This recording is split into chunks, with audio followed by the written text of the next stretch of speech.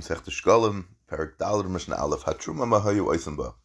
In the previous parak, we learned that there were 3 times that they did Trumas Halishka during the year. The Mishnah refers to the periodic withdrawals as the Truma.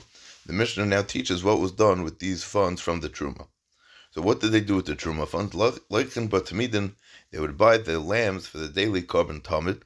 Every day of the year, 2 lambs were brought as a public oil offering, a carbon tzibur, one in the morning and the second in the evening, which was known as the carbon tamid. Musafim, animals for the Shabbos and Yom Tov carbon musaf. Shabbos, Rosh Chodesh, and Yom Tovim. Additional carbonos are brought besides for the daily tamid, and these are known as the musaf, which means the haisafa, in addition to the regular carbonos. V'niskayam and the nesachim, the mincha, and the wine that accompanied these carbonos. Ha'omer, these funds were also used to buy the barley for the carbon omer brought on the second day of Pesach each year. The omer was a special mincha offering made from barley harvested for this specific purpose from the newly grown barley of that year. Barley ripens in Eretz Yisrael, Pesach time. The omer was brought together with the carbon oila. Presumably the Mishnah means to include in this listing the oila, as well as the mincha and the nesachim that go with it as well, u'shtei halechem, the 2 loaves of chametz that were brought along with the other carbonos on Shavuos. On Shavuos, 2 large loaves of chametz were prepared from the new wheat crop of that year. These loaves were waved as a carbon in the Beis HaMikdash. They were waved to the 4 points of the compass, and upward and downward, but were not actually offered on the Mizbeach. These 2 loaves were accompanied by other carbonos. Presumably, the Mishnah means to include these carbonos in the terms of the Shtei HaLechem. V'lechem Aponim. The Lechem Aponim was every Shabbos 12 specially baked breads. Showbreads were arranged on the Shulchan in the Beis HaMikdash. These lechem remained in place until the following Shabbos, and they were replaced with a new set of loaves, and they were divided up by the kohanim and eaten, and it was still hot a week later. B'chol karbanos hatzibur, and all other communal karbanos. With this phrase, the Mishnah includes the ketores offered every day on the mizbeach in the heichal, the mizbeach hapnimi, as well as the ketores that was brought inside the kodesh hakadoshim on Yom Kippur. In addition to paying for karbonos, these truma funds are sometimes used to pay the wages for those who provide a service necessary for bringing karbonos tzibur.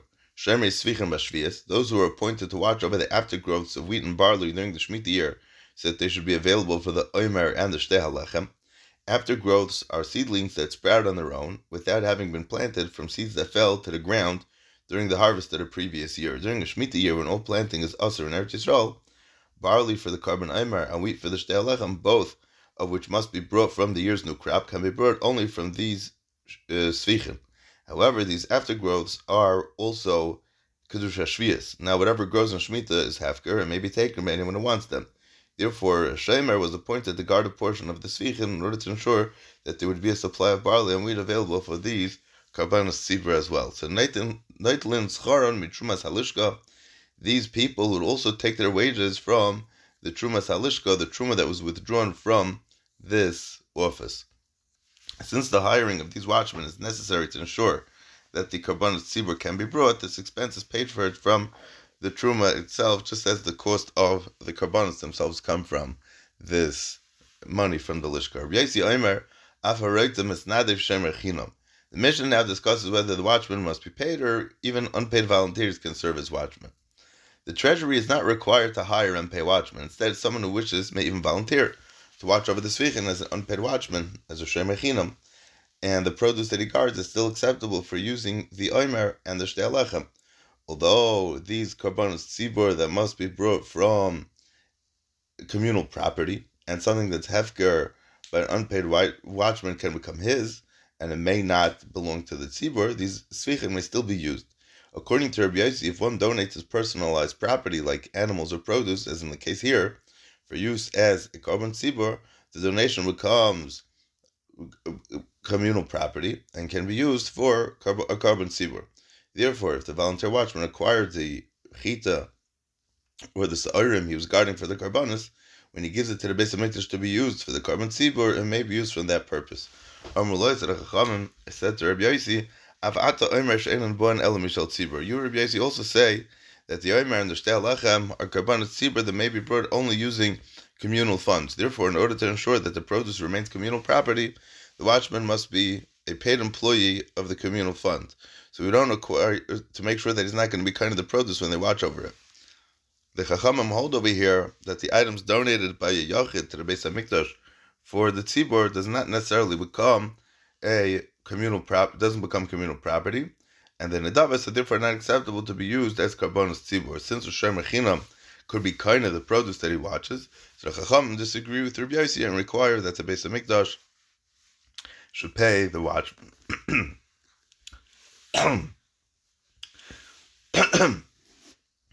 Mishnah Beis. Par v'sor ha'mishtaleach v'lashon shel zahiris born mitrumas halishka. The para aduma, whose ashes are used to purify those that are tamei b'tumas meis.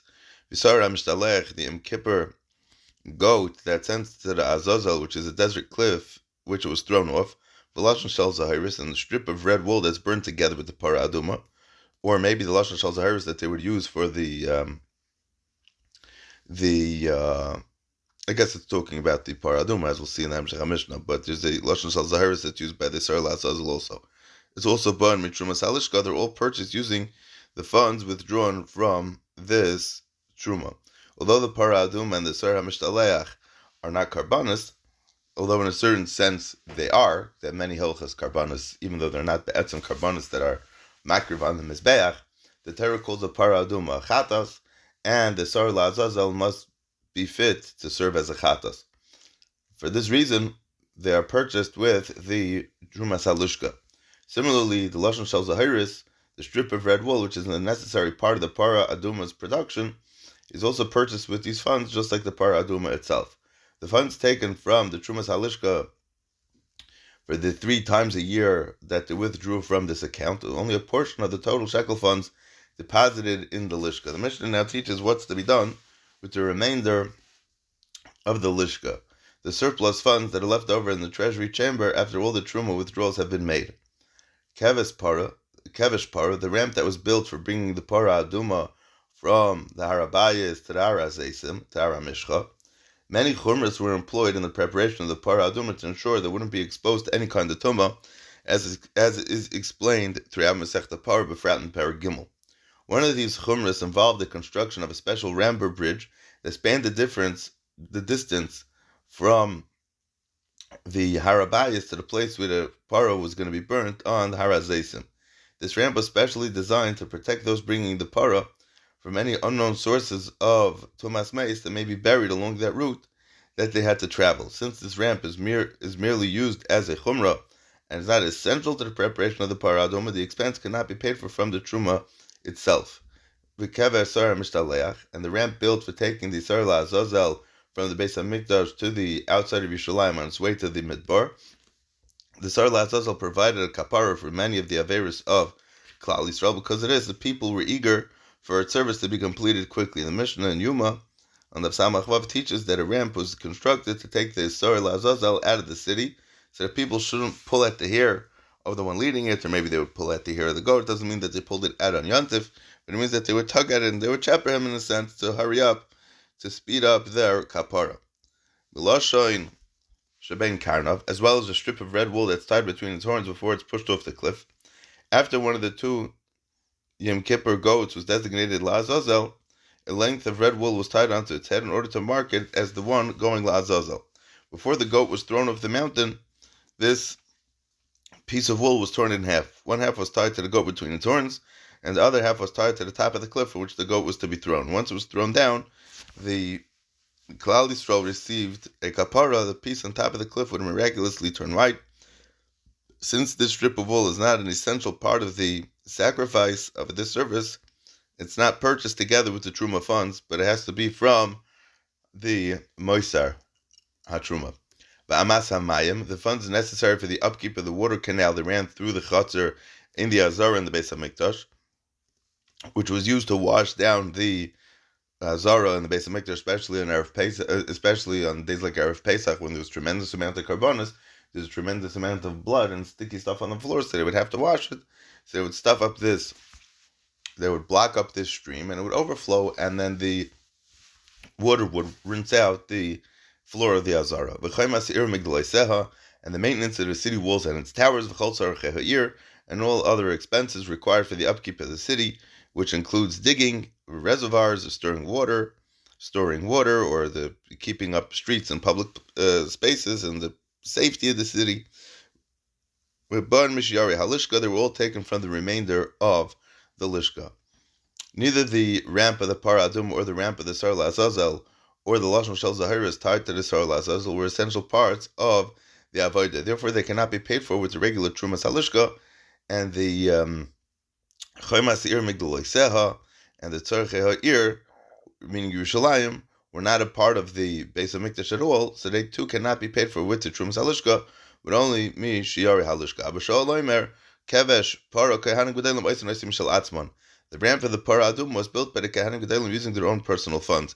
Each Kohen Gadol had the opportunity to prepare a Par Aduma during his term, used his own personal funds to construct a new ramp for this purpose. Although the ramp that had been built in the previous Para was still standing, it was demolished, and the Kohen Gadol paid for a new one to be built for the new Para. This was done to show the great level of care exercised by the Kohen Gadol in the preparation of the Para Aduma. Mishnah Gimel. After funds were taken from the Shiari Halishka for the communal needs listed in the previous Mishnah, we might still have leftovers. And what do you do with that? So what would they do with that? With these funds, they bought wine, oil, and fine flour, which were then sold to people who needed these supplies for the minchas and the nesachim. And the profits of these sales belonged to the Beis HaMikdash, Divrei Rabbi Yishmael, as they zogt Rabbi Yishmael. And Rabbi Kiva says, "Ein mistaken mishal hektish."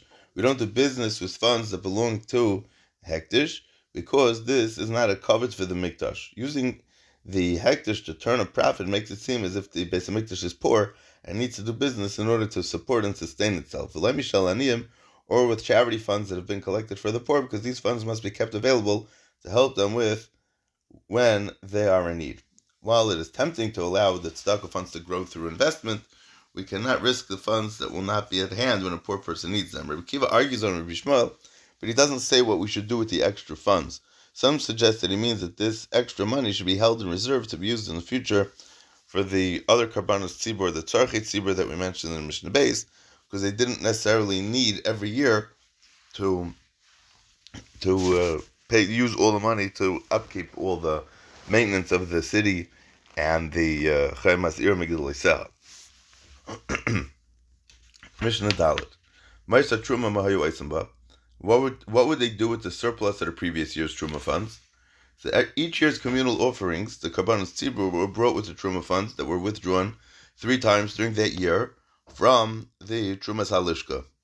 Mishnah now discusses what's done with any of the money that's left over when the year ends and the new Shkalim come in. The Mishnah will present several opinions, beginning with the opinion of the Tana Kama.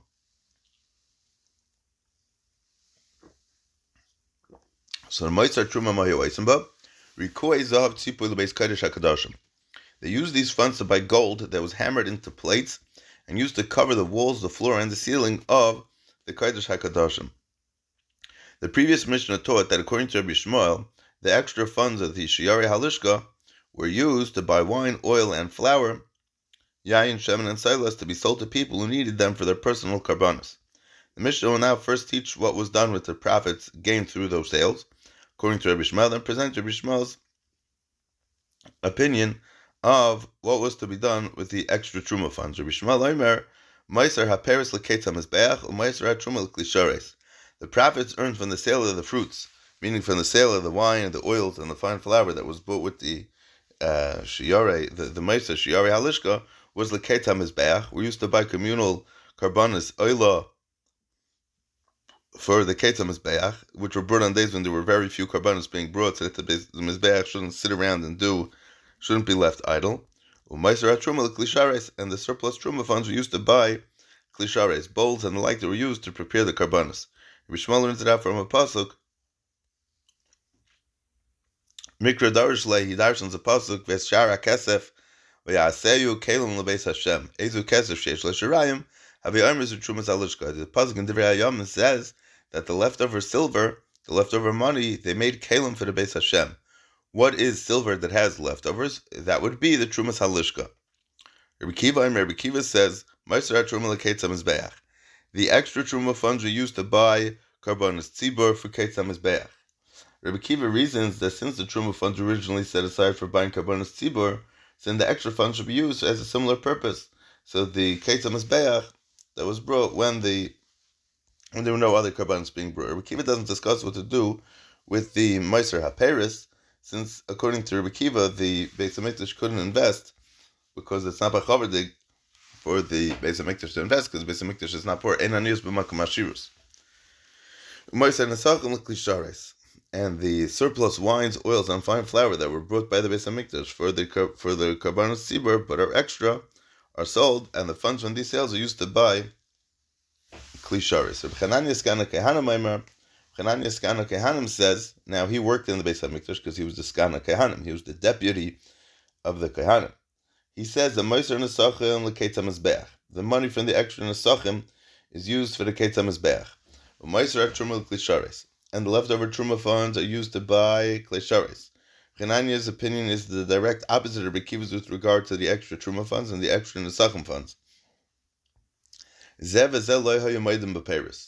Neither Rabbi Kiva nor Rabbi Chanina's Gana Kehanim agree with Rabbi Shmuel with regard to the Meiser HaPeris. They both maintain that we do not do business with the Beis HaMikdash funds by buying and selling supplies. Therefore, according to them, there is no such thing as Meiser HaPeris to be used for Keitz HaMizbeach. Mishnah Hey.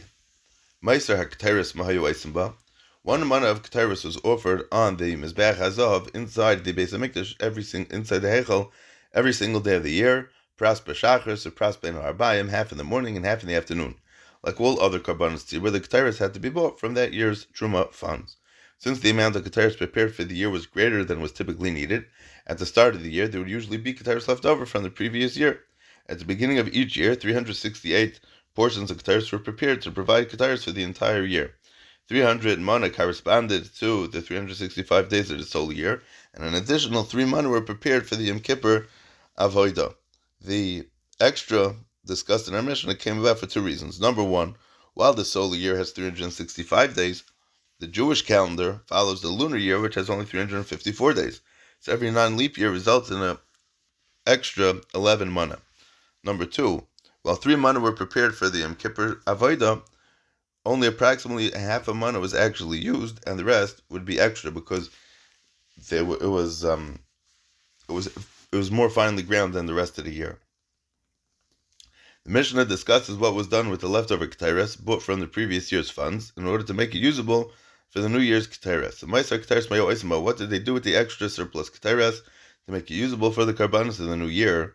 The Mishnah now describes a series of exchanges through which leftover Kteres is first they were mechala the kedusha the Kteres, and then they were able to buy it back at a Beis HaMikdash to use it for the New Year's funds, so that it may be used for the New Year's Karbanos.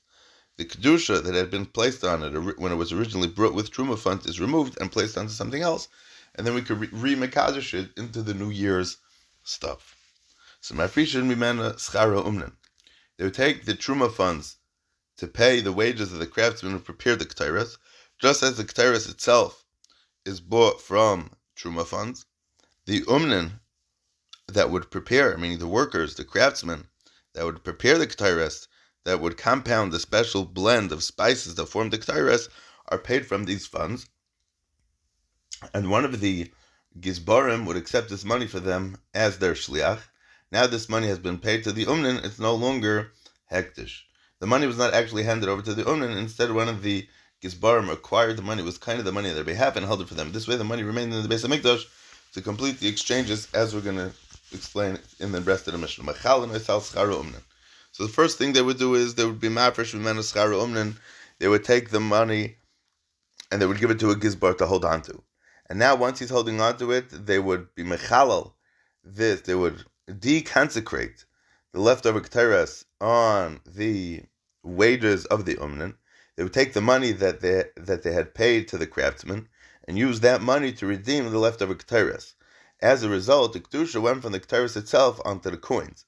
The leftover Kteres was now not Kaddish anymore, while the coins were once again Kaddish with Hektish Bedekabayas. And they would then give the leftover Kteres to the craftsmen as their pay. Through this exchange, the craftsmen have essentially purchased leftover Kteres with the money that had been paid by the Beis HaMikdash in the first exchange, and they are now left holding the newly unconsecrated leftover Ketores as their pay. This was obviously done with the rishus of the craftsmen who were the owners of these funds. Finally, the temple, the Beis HaMikdash, buys back, meaning Hektish, buys back the leftover Ketores from the Umnin with the new Truma funds of the new year. Through this purchase, the Kedusha, the new Truma money, transfers onto the Ketores, and the money becomes Mechulul, meaning the money that was once Chulin, had the Kedusha of the Ketores, now gets Mechulul again. The Umna now accept this money as their pay, while the leftover Ketores becomes usable for the New Year's Karbanis, since they have now been bought with the current year's Truma funds. Most of the New Year's Shkalim are usually deposited in the Trumas Halishka before Chedesh Nisan. It is, however, possible for there to be a delay in receiving the Shkalim. For example, if Yerushalayim or Har HaBayis is under siege, and the Shkalim couldn't be brought to the Lishka properly or in a timely fashion, if this happens, there would be no new Truma funds available with which to buy the leftover Ketores back from the Umna. So the Mishnah discusses what they would do in case this should occur. If the new Shkalim arrive in the proper time before Rosh Chodesh Nisan, then the leftover Ketores is brought back from the Umna with the New Year's Truma funds as described in the third part of the Mishnah. If not, if there's a delay and the new Truma funds are not available before Rosh Chodesh Nisan, then the leftover Ketores is brought back from the Umnin using the old Truma funds. Through this purchase, the leftover Ketores will become Kaddish once again, and only with the Kedusha of last year's Shkalim. Now, while the Ketores and all other Karbanos Tzibur are ideally to be bought from the current year's Truma funds, when this is not possible, they may be brought even from the previous year's Truma. Okay, Mishnah Vav. The Mishnah presents another situation where we follow a procedure similar to the one discussed in the previous Mishnah. When a person's makdish is nechasim without specifying what type of kedusha they should have, they're considered to be kaddish for the bedek habayis. So the items, the nechasim with the kedusha's bedek habayis, cannot be offered on the mizbeach. Nevertheless, if something is fit for the mizbeach, where he was makdish for kosher bedek habayis, so then the gizbar of that fund must take steps to make sure that it will be brought on the mizbeach. Svekert, you have to make sure that now it's going to go on the mizbeach. The Mishnah discusses such a case and outlines the procedure that must be followed. It's not really so complicated. If someone consecrated, someone was makdish his nechasim to the Beis HaMikdash without specifying their purpose, so that they're now considered a hektish, now b'pashas for bedek habayis, but among his belongings were items that were fit to be used for karbanos tzibur, such as ketores. So we must take the following steps to enable them to be offered as karbanos tzibur. The ketores should be given to the umnin as their pay. By giving it to the umnin as their pay, it now is chulin. The hektish then buys back the ketores from the craftsman, from the umnin, with the truma funds, and they can be offered as ketores, as karbanos tzibur again. According to Rabbi Kiva, something that became kaddish can have the kedusha removed simply by paying the craftsman bischaron, the umnin bischaron. This procedure differs from the procedure described in the previous Mishnah, where the Mishnah required that we first pay the umnin with the money from the Trumas Halishka, and then we use money that's not from the Trumas Halishka to be paid the leftover ketores. The Mishnah now will bring a different shita about this. Ben Azza said to Rabbi Kiva, any amida. This is not the same svara as or the same mahalach, if you will, that was described in the previous Mishnah.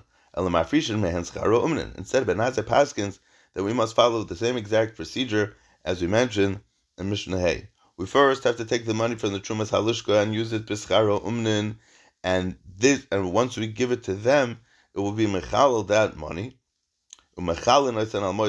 And you then have to take the ketores and be mechalel onto the kedushas ketores, and you have to be mechalel onto the money that it now belongs to the umnin. And then you give the ketores to the craftsmen for their wages in place of money. Then we buy back the ketores with the new truma funds, meaning that original money that you gave them, that they can be brought as karbanos tzibur. Ben Azai disagrees with Rabbi Kiva and paskins that something that's hektish cannot be nifda in exchange for something intangible, meaning the work of the umnin wasn't a tangible work. meaning it's a schar. It's not for something in exchange for something physical. He therefore requires that we first pay the craftsman with truma funds, and then use the money that we were mechalal to be paida the hektish that we're discussing. Mishnah Zayin. If someone was makdish his nechasim without specifying the purpose, and among his belongings there was an animal that was fit to be burned on the mizbeach, zechorim una kevois, whether the animals are male or female, Rebbe Lezer says these cannot be burned on the mizbeach as they are because they were donated to Bedek Habayis. Therefore, in order to enable them to be burned on the mizbeach, you have to do like this. The male animals which are fit for a carbon oila should be sold to those who need to bring a carbon oila. And the kevais which are fit for carbon shlamim should be sold to those who need to bring carbon shlamim. And the money paid to the Beis Hamikdash for these animals becomes kaddish in their places and goes to the Bedek Habayis funds together with the rest of the nechasim that he was makdish. In this way, the money that for the Bedek Habayis, meaning the fund of the Bedek Habayis, receives the value of what was donated to it, and the animals that are fit for the mizbeach will end up being brought as karbanos. According to Rebbe Lezer holds that when somebody is makdish as nechasim without specifying if it's for the Bedek Habayis or for the mizbeach, including anything that's fit for the mizbeach, it automatically goes into the Bedek Habayis fund, which is just shikul mechudesh.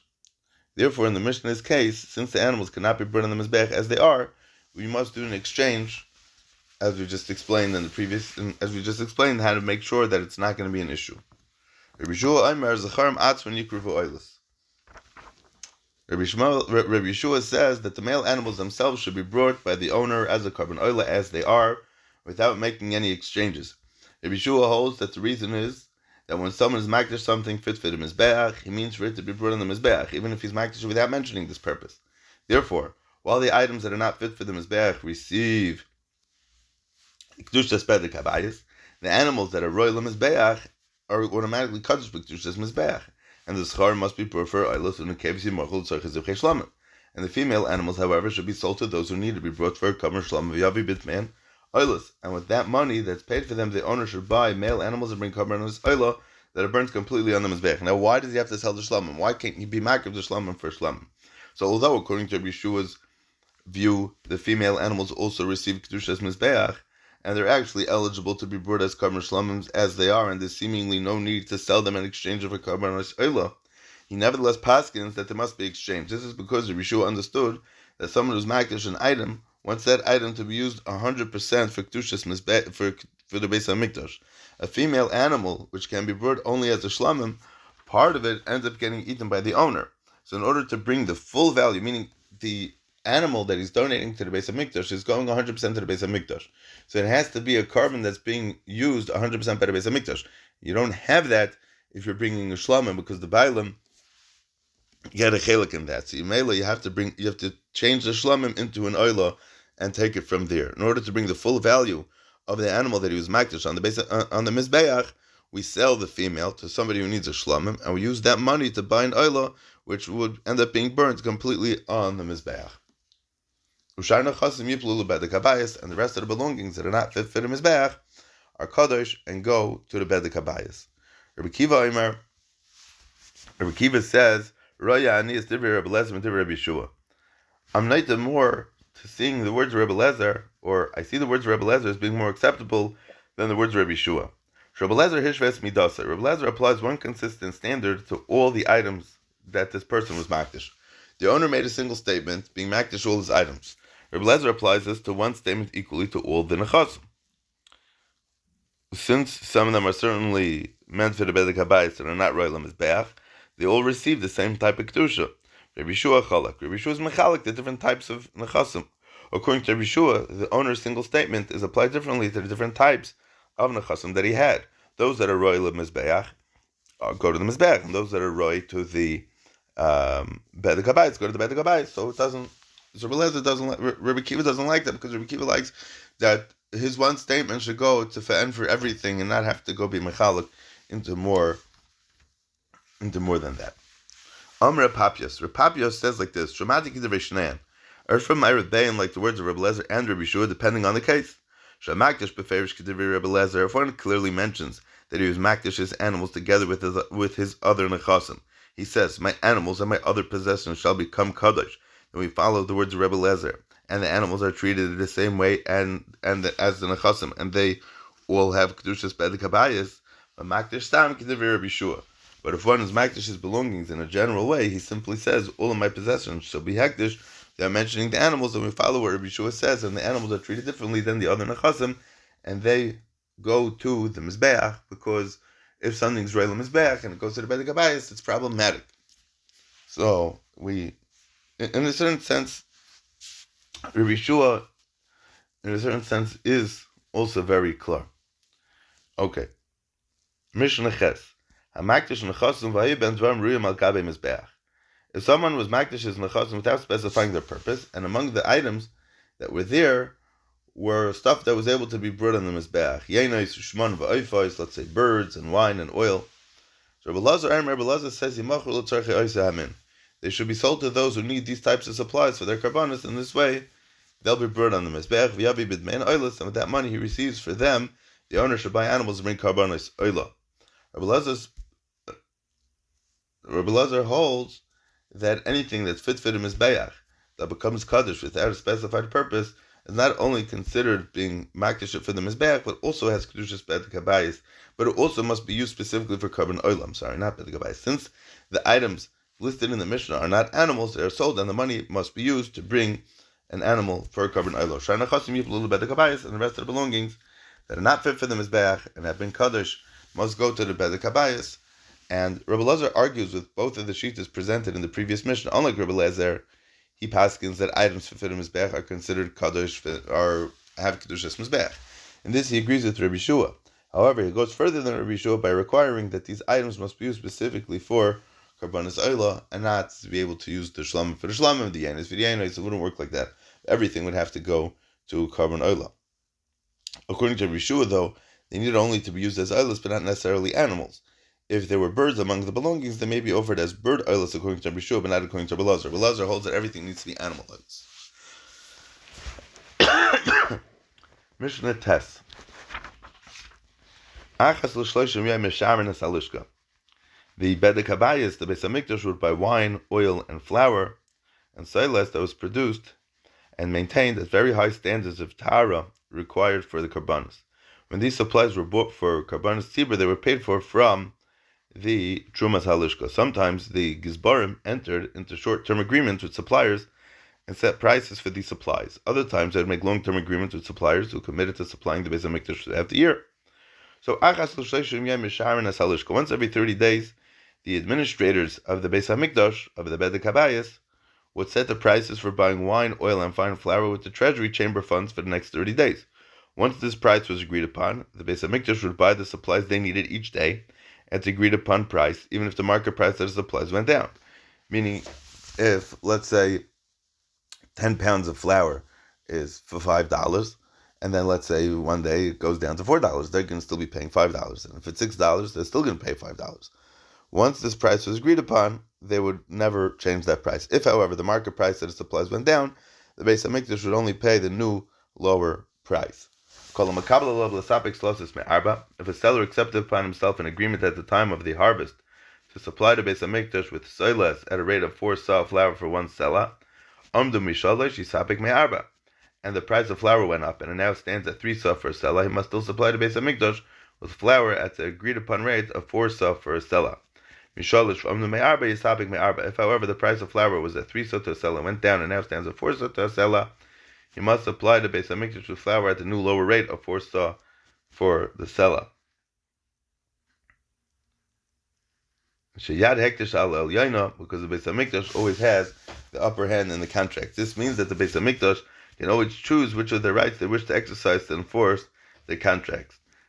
So the Beis Hamikdash can insist on enforcing a long-term contract because they paid for the goods up front. At the same time, they can also insist on being treated no worse than a private individual who can back out of an unfavorable deal, as long as he didn't take physical possession of what he has bought. Since Yad Hektish Al El Yaina, in the contracts, The administrators can exercise whichever of these rights is to the Beis Hamikdash's advantage in any situation.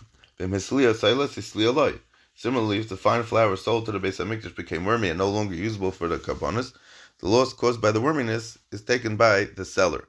Likewise, if the wine sold to the Beis Hamikdash turns sour and is no longer usable for the nesachim, the loss caused by the souring is taken to the seller. This is because the seller doesn't receive full possession of the money paid to him by the Beis Hamikdash until the supply is delivered to the Beis Hamikdash are brought on the Mizbeach, and the Mizbeach brings about the acceptance of these offerings. While the seller is free to use the money he paid to him as soon as he receives it, the sale is not considered complete, and the seller still bears responsibility for the delivery of the goods until the supplies are accepted on the Mizbeach as a carbon. Therefore, should the supplies become unusable before this point, the seller must replace them. This is a chumrah that the Rabbanon put on to try to do whatever they can to protect the Beis Hamikdash from any losses. Ad kan hamaisa.